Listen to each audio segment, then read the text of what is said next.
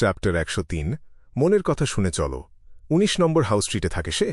তথ্যগুলো মাথায় গেঁথে নিতে নিতে ক্লাইন মোরেত্তির চোখে একটা বিষয় আটকে গেল। হ্যাঁ, ওয়েলস থাকত হাউস স্ট্রিটে, ডিভিনেশন ক্লাবও হাউস স্ট্রিটে, আর এই কাপড়ের ব্যবসায়ী সিরিয়াস আরাপিসও থাকে হাউস স্ট্রিটে। এভাবে দেখলে ওয়েলসের সাথে হানাস ভিনসেন্টের পরিচয় হওয়াটা আর অদ্ভুত লাগছে না। হয়তো সিরিয়াস আরাপিসের মাধ্যমেই তারা পরিচিত হয়েছিল। হঠাৎ মাথার মধ্যে সব সুতো একসাথে গেঁথে গেল ক্লাইনের।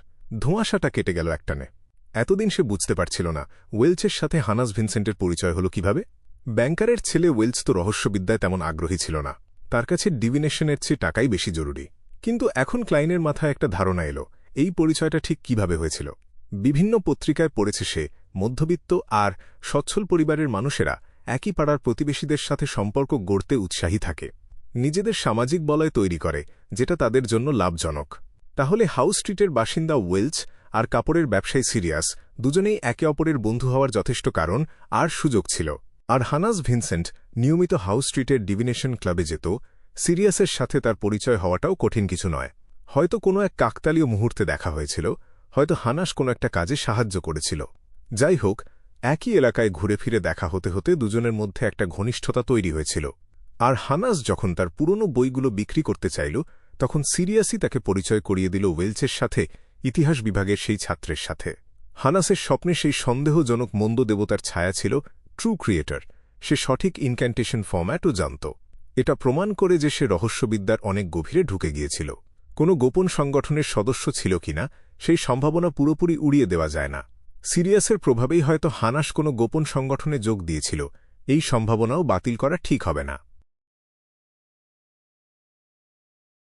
ভাবনাগুলো এত সহজে মাথায় আসছিল যে ক্লাইন বুঝতে পারল সেই লোকটা যে তথ্য রেখে গেছে সেগুলোর একটা নির্দিষ্ট মাত্রার বিশ্বাসযোগ্যতা আছে।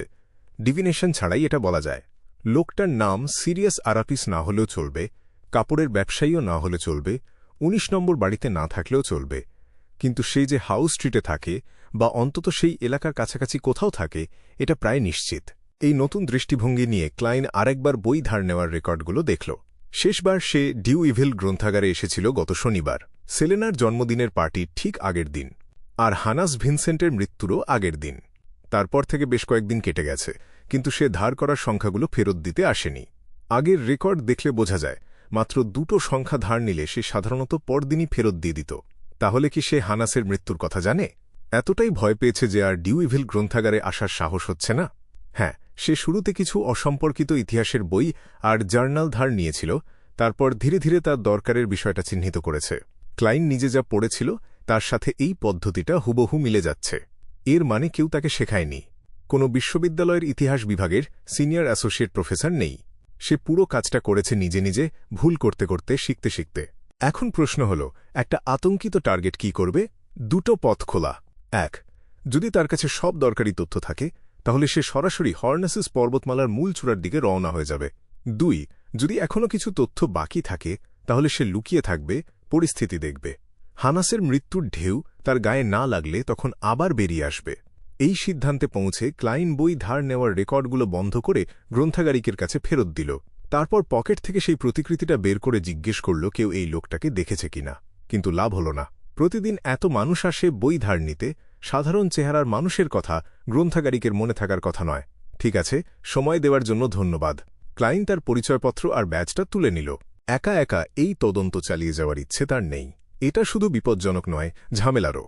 সে ঠিক করল জাউটল্যান্ড স্ট্রিটে যাবে, ক্যাপ্টেন আর তার দলের হাতে পুরো বিষয়টা তুলে দেবে। তারপর বাড়ি ফিরে ভাই বোনদের জন্য টমেটো অক্সটেল স্যুপ রান্না করবে। আর সন্ধ্যায় ধূসর কুয়াশার উপরের জগতে গিয়ে সেই লোকটার গতিবিধি সম্পর্কে ডিভিনেশন করবে। অফিসার, আর কিছু লাগবে? এক গ্রন্থাগারিক স্বস্তির নিঃশ্বাস ফেলতে ফেলতে জিজ্ঞেস করল। ক্লাইন হালকা মাথা নাড়ল। না, নতুন কোনো সূত্র পেলে আবার আসব। বাঁ হাতে কালো ছড়িটা ধরে সে দরজার দিকে পা বাড়াল।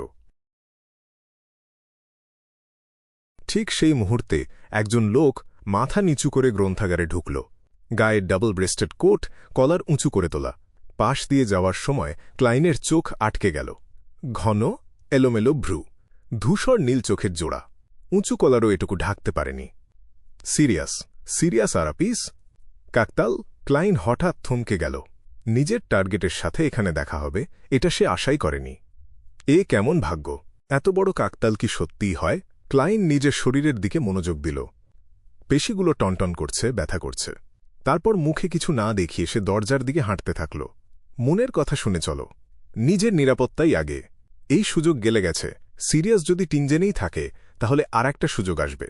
কিন্তু ঠিক তখনই ডাবল ব্রেস্টেড কোটের লোকটা কাউন্টারের সামনে গিয়ে দাঁড়াল। গ্রন্থাগারিকের হাতে জার্নালগুলো বাড়িয়ে দিয়ে বলল চাপা, ভারী গলায়, ফেরত দিতে এলাম। গ্রন্থাগারিক সেগুলো নিল। তারপর হাতে নিয়ে দেখতেই সে হঠাৎ থেমে গেল। আপনা আপনি মাথা তুলে গেল তার। শরীরটা কাঁপতে শুরু করল। কোনো সমস্যা? লোকটা গভীর গলায় জিজ্ঞেস করল। প্রশ্নটা যেন আগুনের ফুলকির মতো কাজ করল। গ্রন্থাগারিকের নিজের উপর নিয়ন্ত্রণ আর রইল না। সে পাশে ছুট লাগাল আর চিৎকার করে উঠল, অফিসার, অপরাধী এসেছে। তখনও ভবনের মধ্যেই ছিল ক্লাইন। মনে মনে সে যা গালি দিল সেটা বলার মতো না। ডান হাত সহজাতভাবে হোলস্টারে চলে গেল। রিভলভার বের হয়ে এলো। লোকটা এক মুহূর্ত থমকে রইল। তারপর ঘুরে দৌড়াতে শুরু করল, কিন্তু দরজার দিকে নয়। সে ছুটল পাশের ওরিয়েল উইন্ডোর দিকে, যেন কাঁচ ভেঙে রাস্তায় ঝাঁপ দেবে। বিভ্রান্তিতে পড়েছিল ক্লাইন, কিন্তু মাথা ঘুরিয়ে দৃশ্যটা দেখতেই হঠাৎ একটা শান্তি নেমে এলো। সে বুঝতে পারল, টার্গেটকে সে যতটা ভয় পাচ্ছে, টার্গেট তাকে তার চেয়ে বেশি ভয় পাচ্ছে। এত হঠাৎ দেখা হয়ে যাওয়ায় লোকটা ক্লাইনের ক্ষমতা সম্পর্কে কিছুই জানে না। সে বুঝতে পারছে না ক্লাইন ঠিক কোন বিষয়ে পারদর্শী। তাই সহজাতভাবে সে সরাসরি সংঘর্ষ এড়াতে চাইছে, অন্য পথে পালাতে চাইছে। এই বিশ্লেষণে ভরসা রেখে ক্লাইন রিভলভার তুলে ট্রিগার টানল। সেই মুহূর্তে ডাবল ব্রেস্টেড কোটের লোকটা হঠাৎ গড়িয়ে মাটিতে পড়ে গেল, গুলি এড়ানোর চেষ্টায়। তারপর ডান হাত দিয়ে মাটিতে ভর দিয়ে লাফ দিল। শরীরটা শূন্যে উঠল, সোজা ওরিয়েল উইন্ডোর দিকে। ক্লিক! ক্লাইনের প্রথম গুলিটা ফাঁকা গেল, কিন্তু এটা সে আশা করেছিলই। শূন্যে থাকা অবস্থায় সিরিয়াস নড়তে পারবে না, এই সুযোগটাই সে খুঁজছিল। বুকের দিকে নিশানা করে দ্বিতীয়বার ট্রিগার টানল। ব্যাং! রূপালি ডিমন হান্টিং বুলেটটা বাতাস চিরে সিরিয়াসের পিঠ ফুঁড়ে বেরিয়ে গেল। মরাত! কাঁচ ভেঙে পড়ল। সিরিয়াস জানালা দিয়ে বাইরে ছিটকে গেল, স্ফটিকের মতো কাচের টুকরো আর জানালার কাঠে লাল রক্তের ছোপ রেখে। টার্গেট আহত, আর ভয় পাওয়ার কিছু নেই। ক্লাইন দৌড়াল। একটা চেয়ারের সাহায্য নিয়ে সেও জানালা দিয়ে বাইরে ঝাঁপ দিল। ডিউ ইভিল গ্রন্থাগারের নিচতলার পেছনের দিকটা। একসারি গাছ একটা সবুজ মাঠকে আলাদা করে রেখেছে। আহত সিরিয়াস পাশের দিকে ছুটছে, দুটো বাড়ির মাঝের একটা সরু গলিতে ঢোকার চেষ্টা করছে। দৌড়াতে দৌড়াতে চলমান লক্ষ্যে গুলি করার অভ্যেস ক্লাইনের নেই, তাই সে অন্ধের মতো গুলি ছুড়ল না। এক হাতে ছড়ি, আর এক হাতে রিভলভার কালো কোটের লোকটার পিছু নিল। ঠক ঠক ঠক! মাটিতে রক্তের দাগ অনুসরণ করতে করতে দূরত্ব কমানোর চেষ্টা করল সে। একটা বাঁক আসছে। আহত সিরিয়াসের গতি কমে আসছে ধীরে ধীরে। ক্লাইন সুযোগের অপেক্ষায় ছিল, কিন্তু হঠাৎ তার বুকে একটা অদ্ভুত ভয় জমল। সামনের লোকটাকে মানুষ মনে হচ্ছিল না আর। মনে হচ্ছিল একটা নেকড়ে, একটা বাঘ, যার ভেতরে ভয়ঙ্কর কিছু লুকিয়ে আছে। এটা একজন সিয়ার হিসেবে তার সহজাত প্রবৃত্তি, তার আধ্যাত্মিক সত্তার সতর্কবার্তা। ক্লাইন সঙ্গে সঙ্গে পা থামাল। চোখ নামল মাটিতে পড়া রক্তের দিকে। আগের তুলনায় সিরিয়াসের রক্ত এখন কালো হয়ে গেছে। ঠিক সেই মুহূর্তে একটা প্রচণ্ড ঝড়ো হাওয়া তাকে আছড়ে মারল। ক্লাইনের চোখে ভেসে উঠল সিরিয়াসের মুখ। ঘন, এলোমেলো ভ্রু, ধূসর নীল চোখ, মুখে ভর্তি উঁচু উঁচু আঁচিল, খোলা মুখে সাদা দাঁতের দুটো সারি। সিরিয়াস পাল্টা আক্রমণ করছে। সে এতটাই কাছে এসে গেছে যে মুখটা ক্লাইনের চোখে আরও স্পষ্ট হয়ে উঠল। একটা তীব্র, পচা দুর্গন্ধ এসে লাগল নাকে। 7-8 মিটার দূর থেকে লাফ দিয়েছে সিরিয়াস। কোনো সাধারণ মানুষের পক্ষে এটা সম্ভব নয়। কিন্তু ক্লাইন ঠিক সময় মতো থামায় তাদের মাঝে তখনও প্রায় 10 মিটার দূরত্ব ছিল। দূরত্বটা 2 মিটারে নেমে আসতেই আঁচিলে ঢাকা সেই মুখ, লালায় ভেজা সেই দাঁত। দৃশ্যটা এতটাই ভয়ঙ্কর হয়ে উঠল যে ক্লাইনের সমস্ত স্নায়ু টানটান হয়ে গেল। কিন্তু ভাবল না। শূন্যে ভাসতে থাকা সিরিয়াস সেই মুহূর্তে নড়তে পারছে না। এই সুযোগটা হাতছাড়া না করে ডান হাত তুলে একনাগাড়ে গুলি ছুড়তে শুরু করল। ব্যাং ব্যাং ব্যাং ব্যাং! এত কাছ থেকে রূপালি ডেমন হান্টিং বুলেট সিরিয়াসের মাথায় বিঁধল একটার পর একটা। রক্ত ছিটকাল। মুখটা ক্রমশ থেঁতলে যেতে থাকল।